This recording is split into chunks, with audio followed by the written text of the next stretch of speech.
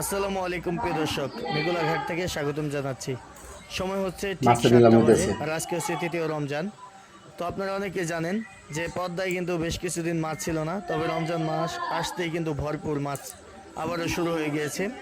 বর্তমানে পদ্মার বড় বড় আইড় মাছ, রিটা মাছ, বেলে, চিংড়ি, শিলং মাছ, ঘাওড়া মাছ, বাগার মাছ, সব ধরনের মাছ পেয়ে যাবেন একদম অ্যাভেলেবেল। এছাড়াও কিন্তু আড়িয়াল বিলের বড় বড় কই মাছ, শিং মাছ, শোল মাছ পেয়ে যাবেন বর্তমানে আসলে।